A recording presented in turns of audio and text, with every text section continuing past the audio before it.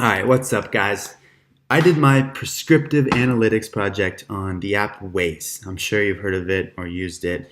It's probably saved you countless hours driving in LA or around LA.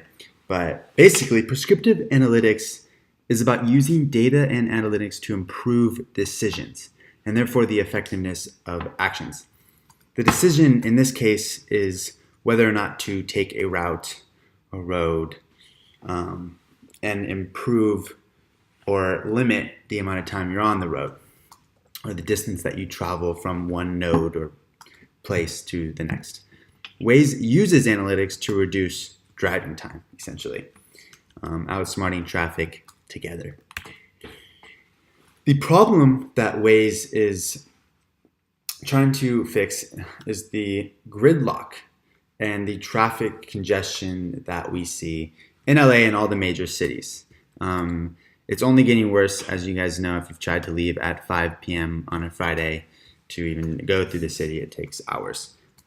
With the rise in population and the amount of people on the road and driving cars to and from work, it's mayhem out there. So their goal is to save 5 minutes, or Waze's goal is to save 5 minutes a day for every driver. And I think that's pretty cool. The model they developed, which was bought out by Google, is a crowdsourcing navigation system that uses a complex algorithm and real-time speeds of its users to determine the best driving routes, the optimal route. The maps are built by a community of local volunteers, roughly 500,000, and growing. A lot of people enjoy giving their feedback to the app or spotting a police officer or an accident because they are rewarded by other drivers in the area if the information is accurate. So passively, driving with the app open contributes to the GPS data, anonymously of course, and like I said, actively there are some Waze people that report these incidents to better or to help with other drivers in the area get to their destination quicker. It takes into account all the data and tries to find the most effective route. Here is a quick video explaining Waze and how the app works. Welcome. You just became a Wazer. That means you're never alone on the road anymore. That's because you're now connected to the largest community of drivers on the planet, who share real-time traffic information and live road alerts to help everyone bypass traffic, save time and gas money on their commute. So, just drive with the Waze app open, and you're already contributing a ton of traffic info that helps your fellow drivers. You can also actively report events you see while driving. All hands-free, of course. Waze's big brain rounds up all the real-time info shared by the community and gives you the fastest route to your destination, every time, even rerouting you midway if there's a better route. Waze learns the routes you prefer to frequent destinations and factors them in too.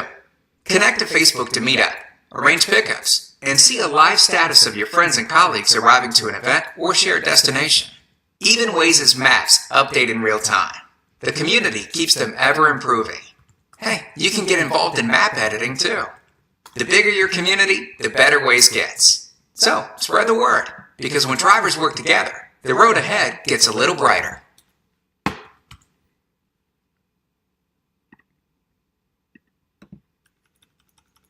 So I don't know how many of you guys use Waze, but you should start because it is a great app, and as explained by the video, the more people using it, the better the app becomes. The more accurate the data is, and the quicker we can all get to our destinations.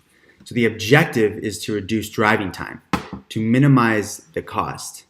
The constraints, which are things like traffic jams, rules on the road, accidents, road type, the current flow, the number of left turns, things like that.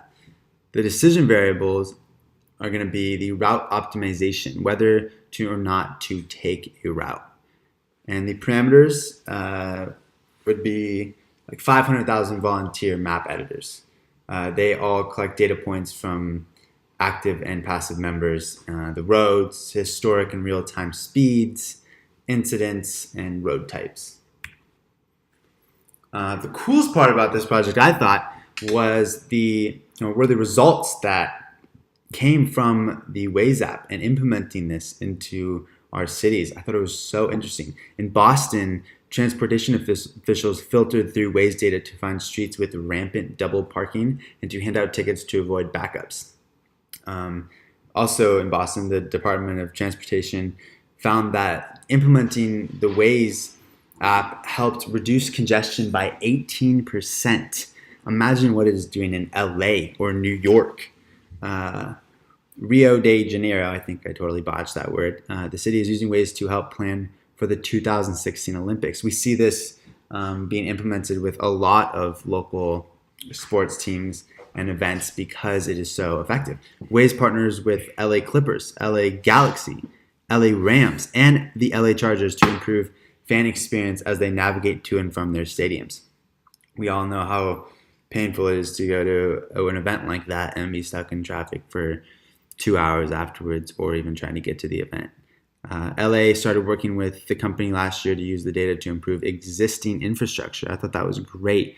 So all these roads that they're now implementing into the system that people are recording traveling is being opened up to the public.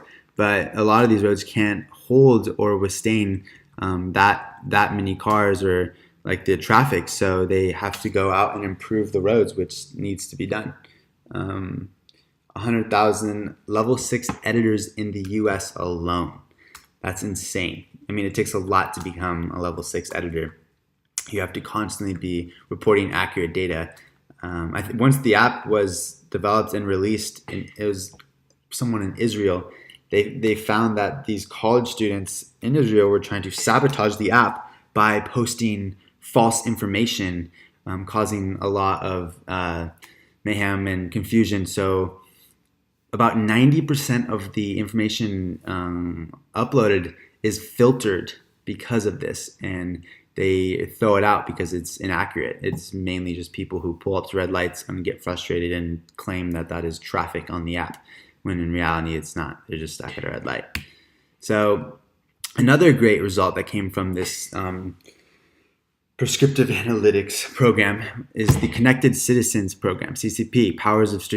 It powers strategic insight for over 600 departments of transportation and municipalities. That's kind of what I was talking about in Boston and LA and the things they're using it for. But they're also using it for disaster relief, which is relevant to what just happened to Pepperdine. I bet you a ton of students were using it to get off campus, evacuate in the local community, side roads, even though most of them were closed, to get out of dangerous situations. Also, EMT, ambulance providers in North America are starting to use this app, and it's doing a lot to save lives. The broadcast program, it helps media report live from the road.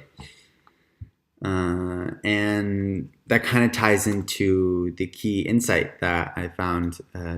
It's called Genesis Pulse. So it's an emergency response center software. And this goes along with what I was talking about with the EMTs and emergency calls. So 40% of crashes are reported by Waze users, and an average of 4.5 minutes before they are called in through 911 channel. I think that's ridiculous. I mean, the Waze reporters are beating the 911 calls to ambulances to get them out there to save lives. And for every 1 minute decrease in the average ambulance response time saves more than 10,000 lives. So if you think about it, with Waze's goal to be to help reduce your drive time by 5 minutes, that's 5 times 10,000. That's 50,000 lives. So a day. So yeah, that is my project on Waze.